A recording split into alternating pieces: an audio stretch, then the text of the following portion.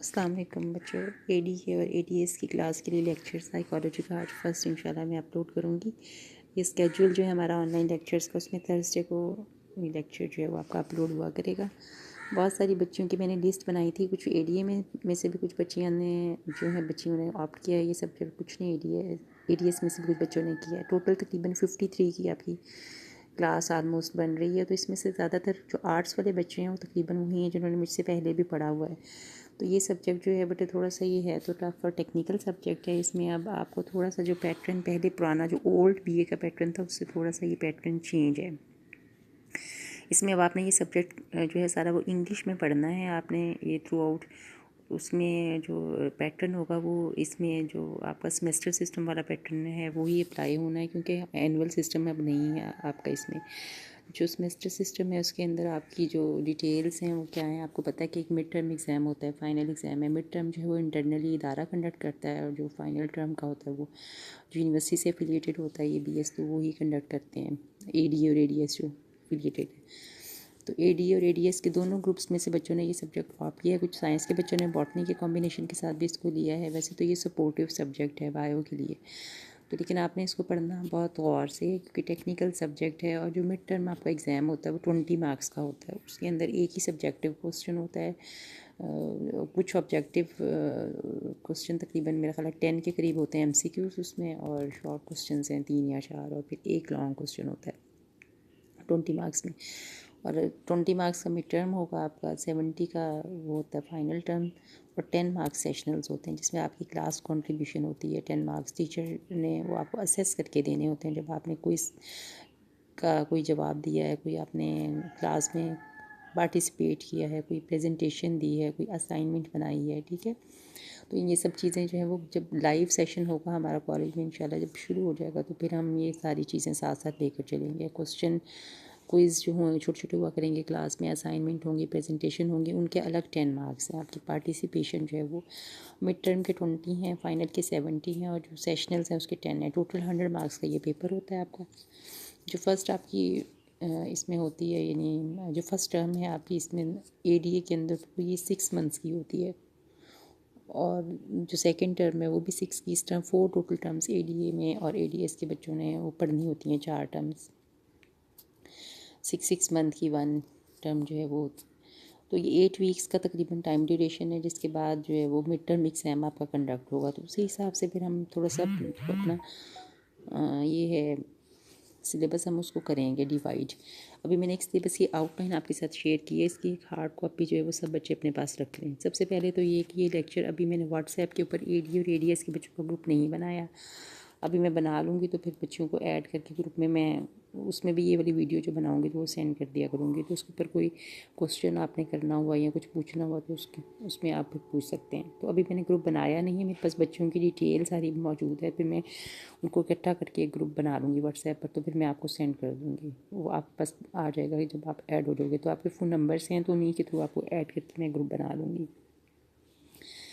अभी वाली जो कोर्स कंटेंट है इसका थोड़ा सा मैंने आपको बताना था कि टोटल जो कोर्स है इसमें आलमोस्ट वही चीज़ें हैं जो फर्स्ट ईयर में आप लोगों ने पढ़ी थी, लेकिन उनकी थोड़ी थोड़ी डिटेल है भी इंग्लिश में, और थोड़ी थोड़ी डिटेल है उनकी ना। तो चैप्टर टोटल तकरीबन इन्होंने इस तरह से चैप्टर वाइज डिवाइड नहीं किया हुआ कोर्स आउटलाइन को, उन्होंने पैराग्राफ के फॉर्म में डिटेल्स दे दी हैं।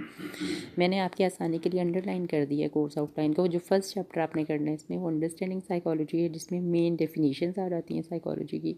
उसका साइंटिफिक हिस्टोरिकल पर्सपेक्टिव आएगा, उसमें कौन कौन से स्कूल ऑफ थॉट्स हैं, इथिकल इश्यूज़ हैं, उसकी प्रैक्टिकल एप्लीकेबिलिटी किन किन एरियाज़ में है।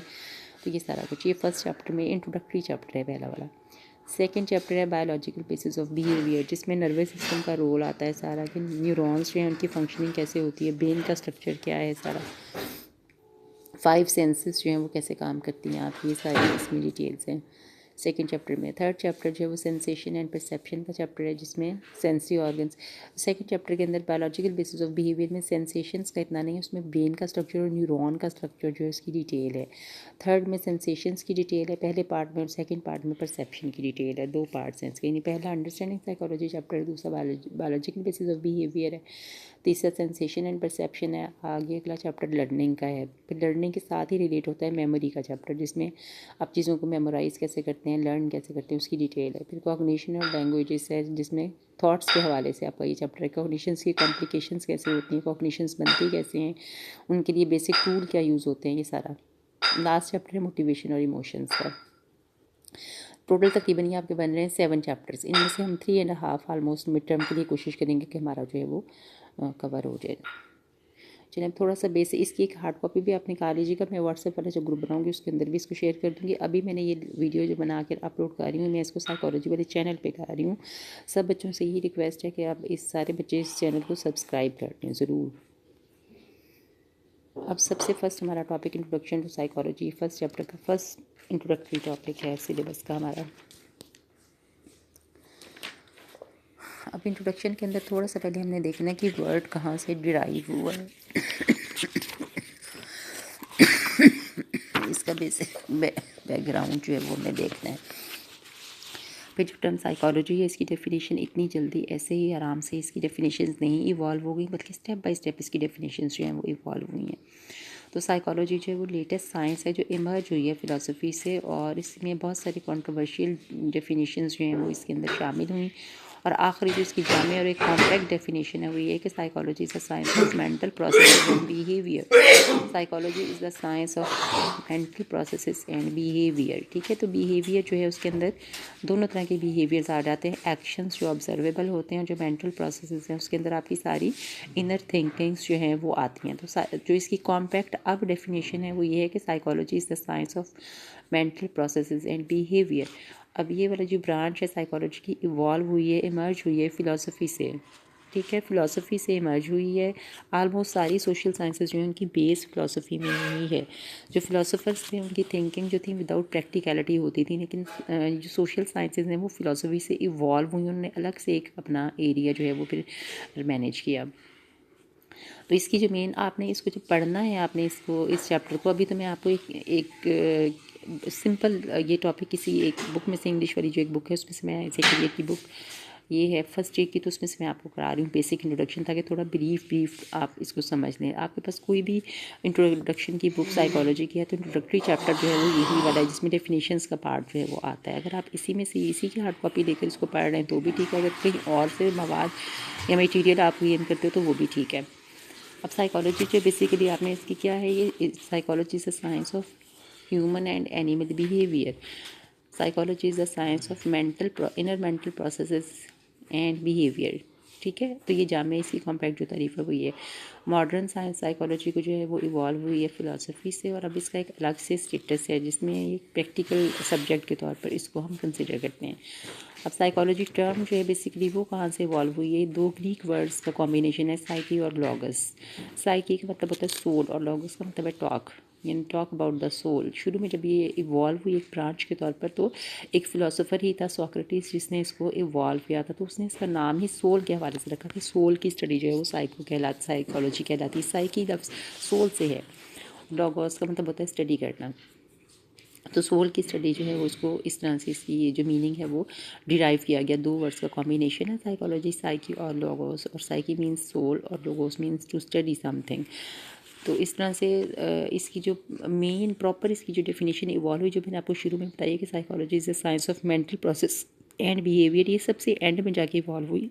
इससे पहले 4 स्टेप्स में इस डेफिनेशन के पार्ट्स हैं। सबसे पहली डेफिनेशन जो इवॉल्व हुई तो वो ये थी कि psychology is as a science of soul, यानी साइकोलॉजी को जब डिफ़ाइन किया गया तो यही था कि साइकोलॉजी जो है वो साइंस ऑफ सोल है। सोल क्या होती है, अब सोल जो है उसकी डेफिनेशन डिफरेंट टर्म्स में, डिफरेंट रिलीजन्स में डिफरेंट है। कोई लोग सोल को किसी तरह डिफ़ाइन करते हैं, कोई किसी तरह, कुछ कहते हैं ये इमॉर्टल है, कुछ कहते हैं कि मॉर्टल है।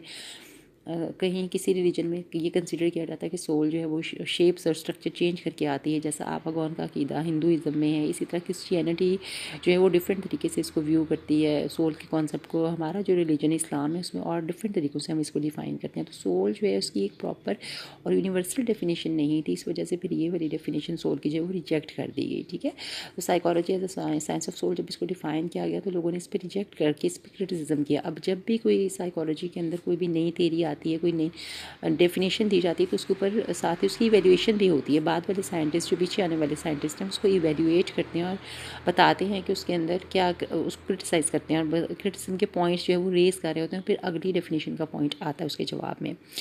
तो एज अ सोल जब साइंस इसको कंसिडर किया गया, ये सोक्रेटिस ने, ग्रीक फिलोसोफर था सोक्रेटिस, जिसने प्रॉपर प्लेटो वगैरह और एरिस्टोटल के साथ मिलकर उसने की डेफिनेशन दी कि साइकोलॉजी जो है वो साइंस ऑफ सोल है। तो लेकिन जब सोल का उसने कहा तो सोल जो थी वो डिफरेंट रिलीजन्स में डिफरेंटली उसको डिफाइन किया रहा था, तो उसकी एक कॉम्पैक्ट डेफिनेशन नहीं थी। इस वजह से उसके ऊपर ऑब्जेक्शन हुआ और बहुत सारे जो फिलोसफर्स थे उन्होंने कहा कि ये तो रिजेक्ट हम करते हैं, क्योंकि सोल जो है वो तो वैसे इमेटीरियल है, इनविजिबल है, ऑब्जेक्टिवली हम इसको लेबॉर्ट्रीज के अंदर जो है वो टेस्ट नहीं कर सकते। और दूसरा ये कि ये वाली जो सोल होती है वो इमॉर्टल होती है, डेथ के बाद ये ख़त्म हो जाती है। इमॉर्टल है या मॉर्टल है, इस चीज़ पर बहस करने की हमें इसको ज़रूरत नहीं है, क्योंकि जो चीज़ ऑब्जर्वेबल नहीं है, जिसको मैं एक्सपेरिमेंटली प्रूव नहीं कर सकते, तो उसके बारे में हम डिटेल्स कैसे बताएं। तो ये चीज़ जो है वो फिर जब जो चीज़ ऑब्जर्वेबल ही नहीं है तो उसको यूनिवर्सली उस तरह डिफ़ाइन करना फिर पॉसिबल नहीं है, क्योंकि सोल जो है वो डिफरेंट रिलीजन्स में और डिफरेंट जगहों पर डिफरेंट मीनिंग के तौर पर इसको एक्सप्लेन किया जाता है। इसलिए साइकोलॉजी को as a science of soul हम नहीं कह सकते। अगली जवाब इसके जवाब के क्रिटिसिज्म जब हुआ और डेफिनेशन का दूसरा पार्ट आया तो वो ये था कि psychology is a science of mind. अब ये जो पहली डेफिनेशन सोल की है ये दी थी सोक्रेटिस ने। अब माइंड वाली जो डेफिनेशन है ये दी थी तकरीबन, ये वूंट था, विलियम वूंट और टिचनर वगैरह, उन्होंने जो है वो इसकी टर्म्स जो है उसको डिफ़ाइन किया कि माइंड होता क्या है बेसिकली। तो वहीं से ये डेफिनेशन जो है वो इवॉल्व की गई थी। जो वूंट और टिचनर वगैरह ने एक्सपेरिमेंट्स कंडक्ट किए थे वो उनके जवाब। अब जो माइंड वाली डेफिनेशन थी इसमें वही रिजेक्शन थी कि साइकोलॉजी से साइंस ऑफ माइंड जब कहा गया तो माइंड भी हर पर्सन का सेपरेट है, प्राइवेट है, हर पर्सन अपने माइंड से खुद सोचता है और जो वो सोच रहा होता है, जो भी थिंकिंग उसकी हो रही होती है वो सिर्फ उसे ही पता होती है, प्राइवेट होती है। तो इस तरह हम कहें कि ये एरिया साइकोलॉजी जो है वो साइंस ऑफ माइंड है, तो ये भी ठीक नहीं है, क्योंकि ये सब लोग भी इस चीज़ को ऑब्जर्व नहीं कर सकते, प्रूव नहीं कर सकते। ये भी वही, इसमें भी पॉइंट ऑफ क्रिटिसिज्म जो है वो सिमिलर ही आ जाते हैं जो तकरीबन साइंस ऑफ सोल वाले में थे कि ये साइंस जो है सोल की साइंस वो है वो इमेटीरियल है, इनविजिबल है। ऐसे ही माइंड भी इमेटीरियल है, इनविजिबल है, प्राइवेट है, ऑब्जेक्टिव है और माइंड को हम एक्सपेरिमेंटली स्टडीज पर एक्सपेरिमेंट्स नहीं कर सकते, इसलिए ये डेफिनेशन भी रिजेक्ट हो गई। अब third definition I psychology is the science of consciousness. अब यहाँ थोड़ी सी आपको बात पता हो कि माइंड जो है बेसिकली उसके अंदर 3 मेन हिस्से होते हैं, कॉन्शियस, सब कॉन्शियस और अनकॉन्शियस। जो conscious part of the mind होता है वो ये होता है जो आपकी अवेयरनेस में अभी आपके पास रिसेंटली इर्द गिर्द हो रहा होता है और आप उसको कंपाइल कर रहे हो तो आपको पता होता है ये काम यूँ हो रहा है, ये कॉन्शियस का पार्ट होता है। और प्री कॉन्शियस क्या होता है, जिसमें आपने कुछ दिन पहले या कुछ टाइम पहले कोई काम किया होता है, फिर आप उसको ईजिली रिकॉल कर लेते हो, तो वो पार्ट ऑफ द ब्रेन जो है वो प्री कॉन्शियस कहलाता है। Unconscious part of the brain वो पार्ट होता है जिसमें ऐसी तमाम थिंकिंग और मेमोरीज पड़ी होती हैं जिन तक आपकी एक्सेस नहीं होती, आपको नहीं पता होता कि किस किस्म की थिंकिंग, क्या थॉट, क्या मोटिव्स जो हैं आपके अनकॉन्शियस माइंड के अंदर पड़े होते हैं। ये वो portion part of the mind होता है जिसके बारे में कोई पर्सन जो है वो नहीं बता सकता कि उसमें क्या चल रहा है या किस किस्म की थिंकिंग या थॉट्स जो हैं वहाँ पर पड़ी हुई हैं। तो psychology as a science of consciousness पर सबसे पहले तो यही तनकीद हुई, क्रिटिसिज्म हुआ कि ये सिर्फ एक पार्ट को ब्रेन की फोकस कर रही है और बाकी जो दो हिस्से हैं ब्रेन के उनके ऊपर इसका कोई एम्फोसिस जो है वो नहीं है। यानी ये सिर्फ कॉन्शियसनेस को डिफाइन कर रही है, प्री कॉन्शियस और अनकॉन्शियस माइंड जो है उसके ऊपर ये बात ही नहीं कर रही। और बहुत सारे एनिमल्स वगैरह जो है उनके अंदर ये प्री कॉन्शियसनेस वाली जो टर्म है ये अप्लाई ही नहीं होती, क्योंकि छोटे बच्चे जो हैं या बहुत जो बूढ़े लोग हैं जो प्रोसेस नहीं कर सकते अपनी इर्द गिर्द की मालूमात को, तो उनके ऊपर तो ये डेफिनेशन अप्लाई नहीं होती। तो साइकोलॉजी जो है ये तो एक ऐसी साइंस है कि जो अप्लाई हो रही है ह्यूमन बींग्स पर भी, ऑल ह्यूमन बींग्स पर अप्लाई होती है और एनिमल्स पर भी अप्लाई होती है। तो अगर हम इस डेफिनेशन को करेक्ट कंसिडर कर लें तो फिर इस डेफिनेशन के थ्रू ये चीज़ें सारी जो है एरियाज़ कवर नहीं होते। तो लिमिटेड डेफिनेशन है, यही इसके ऊपर रिजेक्शन हुआ। और कॉन्शियसनेस को भी ऑब्जर्व हम नहीं कर सकते, प्रूव लेबॉर्ट्री भी हम नहीं कर सकते ऑब्जेक्टिवली। तो जब साइकोलॉजी को साइंस कह दिया गया तो इट मीन्स कि ऐसी डेफिनेशन हो जो प्रूवेबल हो, यानी ऐसी डेफिनेशन के थ्रू हम इसको डिफ़ाइन करें जिसमें हम जो चीज़ ऑब्ज़र्व कर रहे हैं उसको हम प्रूव कर सकें। तो इस तरह से ये डेफिनेशन जो ये भी रिजेक्ट हुई। लास्ट वन जो डेफिनेशन है psychology as a science of behaviour, तो ये डेफिनेशन जो थी ये फिर एक्सेप्ट हुई है बहुत ज़्यादा वाइडली। इसी के ऊपर जो है वो एग्रीमेंट हुआ कि ये डेफिनेशन प्रॉपर डेफिनेशन है, साइकोलॉजी को प्रॉपरली ये टर्म जो है वो डिफ़ाइन कर रही है। अब जे.बी. वॉटसन जो है वो सबसे ओल्ड बिहेवियरिस्ट था जिसने इसको सबसे पहले जो है वो डिफ़ाइन किया, और उसने कहा कि हर इंसान के एक्शंस जो हैं उनकी स्टडी साइकोलॉजी कहलाती है। ऑब्जर्वेबल एक्शंस, जो इंसान जो भी एक्टिविटी, काम या एक्शन परफॉर्म कर रहा है, वो बाकी लोग उसको ऑब्जर्व कर रहे हैं, तो ये वाली जो ऑब्जर्वेशन है एक्शंस की और एक्ट्स की, तो यही साइकोलॉजी ऑफ बिहेवियर कहलाती है। तो लेकिन उसने मेंटल प्रोसेसेस को बिल्कुल रिजेक्ट कर दिया। उसने कहा इनर प्रोसेस क्या है, कॉन्शियस माइंड क्या है, माइंड क्या है, सोल क्या है, ये सब चीज़ें साइकोलॉजी को डिफ़ाइन नहीं करें। जो चीज़ ऑब्जर्वेबल नहीं है उसको हम इस डेफिनेशन का हिस्सा नहीं बना सकते, क्योंकि साइकोलॉजी जो है सोशल साइंसेस में आती है। तो साइंस ऐसी चीज़ होती है जिसको आप प्रूव कर सकें, जिसका मुशाहिदा कर सकें, जिसको जान सकें और परख सकें। तो जब आप एक चीज़ को परख नहीं सकते, जांच नहीं सकते, तो फिर आप उसको साइंस का दर्जा दे नहीं सकते। तो उसने कहा कि ऑब्जर्वेबल एक्ट्स, हर पर्सन के जो ऑब्जर्वेबल एक्शंस हैं, जो वो काम कर रहा है, जो एक्टिविटी वो कर रहा है, बाकी लोग उसको नोट कर रहे हैं, ऑब्जर्व कर रहे हैं, तो यही साइकोलॉजी जो है, यही साइंस ऑफ बिहेवियर है। तो उसने इनर प्रोसेसेस जो थे उनको रिजेक्ट टोटली कर दिया, और उसने सिर्फ ऑब्जर्वेबल एक्शंस जो थे उन्हीं के ऊपर उसने अपना फोकस किया। और उसने अपने ज़्यादातर एक्सपेरिमेंट्स जो थे वो एनिमल्स के ऊपर परफॉर्म किए थे, और उनके ऊपर उसने ज़्यादातर जो स्टडीज़ की वो स्टिमुलस रिस्पॉन्स के हवाले से थी। जो ही एनिमल्स जो थे उनको किसी किस्म का कोई स्टिमुलस मिलता है तो वो फ़ौरन इंस्टेंटेनियसली उसको रिस्पॉन्स करते हैं। जैसे लाइट आती है तो एकदम आंखें झपक जाती हैं, या फूड आती है सामने एनिमल्स के तो एकदम सेलिब्रेशन उनके माउथ से स्टार्ट हो जाती है। तो उसने कहा बिल्कुल सिमिलर वे में जैसे एनिमल्स बिहेव करते हैं स्टिमुलाई को इन्वायरमेंट के अंदर, ऐसे ही जो है वो ह्यूमन बींग्स भी करते हैं। और ऐसा रिलेशनशिप की बुनियाद पर ही उसने कहा कि ऑब्जर्वेबल एक्शंस जो स्टिमुलस के जवाब में होते हैं वही असल में स्टडी ऑफ साइकोलॉजी है। तो लेकिन यहाँ पर फिर जो न्यू बिहेवियरिस्ट आए तो उन्होंने इस चीज़ को रिजेक्ट कर दिया। न्यू बिहेवियरिस्ट कौन होते हैं? NEO वाला न्यू यहाँ पर आता है। न्यू बिहेवियरिस्ट वो थे जिन्होंने बिहेवियरिज्म की जो ओल्ड थीम थी उसे ही लेकर आगे बढ़ाया, और उन्होंने उसको मज़ीद थोड़ा सा एक्सटेंड किया। और उन्होंने कहा कि SR रिलेशनशिप जो है ये एनिमल्स के लिए तो एप्लीकेबल है, लेकिन SR रिलेशनशिप ह्यूमन बींग्स जो है उनके लिए अप्लाई नहीं होता।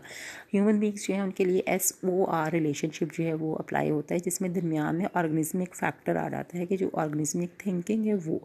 उन्होंने कहा कि एनिमल्स जो है उनके अंदर इस तरह की थिंकिंग या रैशनल किस्म की जो अकली वाली सोच होती है वो एनिमल्स में मौजूद नहीं होती, लेकिन ह्यूमन बींग्स जो हैं वो जब कोई स्टिमुलस आता है वो उसको प्रोसेस करते हैं मेंटली, और फिर वो उसको रिस्पॉन्स देते हैं। इस तरह जो न्यू बिहेवियर्स थे उन्होंने कहा कि psychology is a science of mental processes and behaviour. उन्होंने थोड़ा सा इस चीज़ को ऐड किया जो पिछली डेफिनेशंस का पार्ट था कि जो इनर प्रोसेस चल रहे हैं हमारे अंदर, उन्होंने डेफिनेशन को उसके अंदर उसको भी शामिल किया, और जो आउटर बिहेवियर है ऑर्गेनिज्म का वो भी शामिल किया। दोनों की स्टडी मिलकर कॉम्पैक्ट स्टडी एक जो बनती है वो उन्होंने कहा कि ये साइकोलॉजी है। तो साइकोलॉजी को जब डिफ़ाइन किया गया तो उसमें ये बताया गया psychology is a science of human and animal mental processes and observable actions, यानी ह्यूमन बींग्स के और एनिमल्स के जो मेंटल प्रोसेसेस हैं और जो ऑब्जर्वेबल एक्शंस हैं, इन दोनों को मिलाकर जो है वो साइकोलॉजी बनती है। साइकोलॉजी टर्म जो है वो डिफ़ाइन करती है इन दोनों प्रोसेसेस को, इनर मेंटल प्रोसेसेस और जो आउटर बिहेवियर्स हैं वो।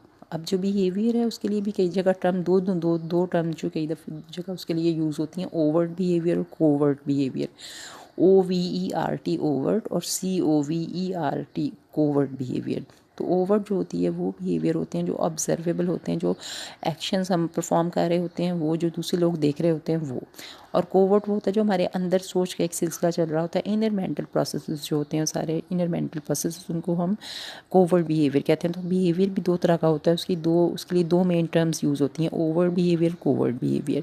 ओवर्ट वो होता है जो ऑब्जर्वेबल एक्शंस होते हैं हमारे, जो हर पर्सन हमें ऑब्जर्व करके बता सकते हैं हम इस वक्त क्या कर रहे हैं। कोवर्ट वो होता है जो हमारे जहन में सोच होती है, थिंकिंग होती है, और वो दूसरा पर्सन जो उसको पढ़ नहीं सक रहा होता, जब हम उसको एक्शन की फॉर्म में शो करते हैं तो दूसरे लोग ऑब्जर्व करते हैं कि हम क्या कर रहे हैं। तो इस तरह ओवर्ट और कोवर्ट दोनों तरह के बिहेवियर की स्टडी जो है वो साइकोलॉजी में कहलाती है। तो साइकोलॉजी की कॉम्पैक्ट और प्रॉपर जो डेफिनेशन है, psychology is a science of human and animal behaviour which focuses on mental processes and behaviour. ठीक है, मेंटल प्रोसेसेस पर भी और बिहेवियर पर भी। वैसे भी अगर आप देखिए नेचुरली तो हम जो भी एक्शन परफॉर्म करते हैं उसके पीछे हमारी मेंटल थिंकिंग इन्वॉल्व होती है। हम सिर्फ यही नहीं कह सकते कि सिर्फ ऑब्जर्वेबल एक्शन जैसे जानवरों में परफॉर्म होते हैं स्टिमुलाई के रिस्पॉन्स में, तो वैसे ही इंसानों में भी होते हैं। जो ह्यूमन बींग्स हैं वो थिंक करते हैं, प्रोसेस करते हैं, मेंटली चीज़ों को देखते हैं, समझते हैं, और उसके बाद वो रिस्पॉन्स उनको जो है वो शो कर रहे होते हैं। तो इस तरह से प्रॉपर जो है वो स्टिमुलस SR रिलेशनशिप जो है उसको मॉडिफाई कर दिया। न्यू जो बिहेवियर्स थे उन्होंने NEO वाला न्यू यहाँ पर आना है, तो न्यू बिहेवियर्स जो है उन्होंने कहा कि SOR जो है उसके ऊपर हमें फोकस करना चाहिए, जिसमें स्टिमुलस ऑर्गेनिज्म और रिस्पॉन्स है कि एक स्टिमुलस आता है ऑर्गेनिज्म के ब्रेन में प्रोसेस होता है और फिर वो उसको रिस्पॉन्स जो है वो किसी किस्म का वो शो कर रहे होते हैं। अब कॉम्पैक्ट डेफिनेशन अब हमने इसकी देख ली कि डिफाइनिंग साइकोलॉजी में 4 मेजर एरियाज़ जो हैं वो हमने देखे हैं। पहले मैंने थोड़ा सा आपको बेसिक इंट्रोडक्शन बताया कि साइकोलॉजी जो है साइकी और लॉगोस से डिराइव हुई है ये टर्म, और ये 2 ग्रीक वर्ड से जहाँ से ये टर्म डिराइव हुई है। और डेफिनेशन इसकी स्टेप वाइज इवॉल्व हुई है। सबसे पहला स्टेप इसका जो था साइकोलॉजी को एज अ सोल डिफाइन किया गया, फिर इसको एज अ माइंड डिफाइन किया गया, फिर एज अ कॉन्शियसनेस डिफाइन किया गया।